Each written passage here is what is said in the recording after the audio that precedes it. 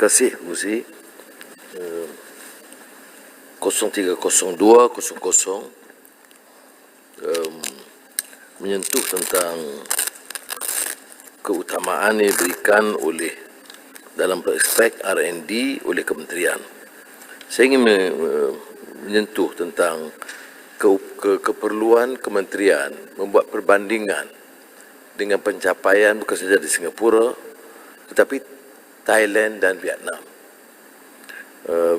Thailand umpamanya dalam penekanan ini yang saya fikir tidak diberi penekanan oleh kementerian.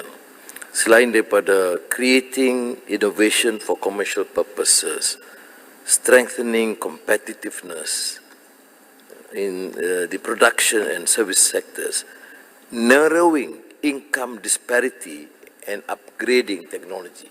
Maknanya penekanan itu mesti ada hala tujuan jelas dalam mengurangkan ketimpangan penggunaan digitalization dan teknologi supaya perubahan, supaya kesenjangan di antara yang golongan kaya dan berada dengan miskin itu dapat dikurangkan. Vietnam, bagi saya menarik, saya telah membuat sedikit penelitian. Vietnam dalam merancangkan R&D mereka oleh Kementerian Sains dan Teknologi telah membuat perbandingan termasuk Malaysia. Dan dia lihat pada satu ketika perbelanjaan untuk R&D di Malaysia itu lebih baik. Maka ditingkatkan perbelanjaan, dipelajari pengalaman Malaysia dan Singapura dan sekarang mereka jauh lebih berjaya. Dan dari segi peruntukan ditingkatkan, dari segi penumpuan dalam beberapa isu yang harus diberikan penekanan juga diberikan lebih daripada yang kita harapkan ataupun tekankan di sini. Ya, ini termasuk umpamanya kaitan di antara industri dan universiti supaya pendidikan itu tidak hanya bergantung kepada kekuatan asing dan luar. Seperti mana yang pernah saya sentuh di sini, bayaran konsultan kalau ke universiti itu ceiling dia RM500,000.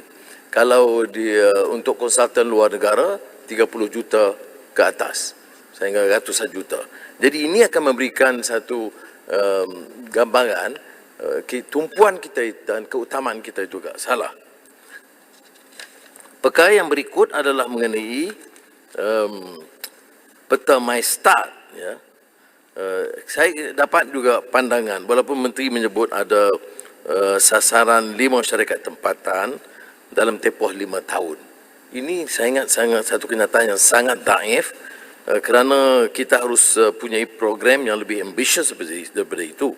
Dan kita juga tahu bahawa MyStart ini tak boleh guna peraturan yang terlalu birokratik, rekod 3 tahun. MyStart itu baru start. Jadi semestinya dilihat keupayaan mereka seperti mana Silicon Valley. Dia tak ikut umpamanya dana sumbangan. Itu tidak ikut prestasi 3 tahun. Dia ikut projection untuk 1 atau 2 tahun yang akan datang. Jadi yang ini saya nak minta supaya kementerian kaji semula tentang keperluan memberikan tumpuan kepada syarikat tempatan, kepada universiti dan startups supaya tidak ada ketimpangan yang kita sebutkan dan ada suatu usaha meningkatkan keupayaan kita ketimbang negara-negara lain. Saya tentu bukan waktunya untuk memberikan perbandingan, tetapi ternyata dari segi penggubalan dasar dan pelaksanaan dengan Singapura tentu kita dah ketinggalan jauh. Tapi kalau banding dengan keupayaan dibuat oleh Thailand dan Vietnam, ini saya fikir pihak kementerian harus meneliti semula supaya kita tidak lagi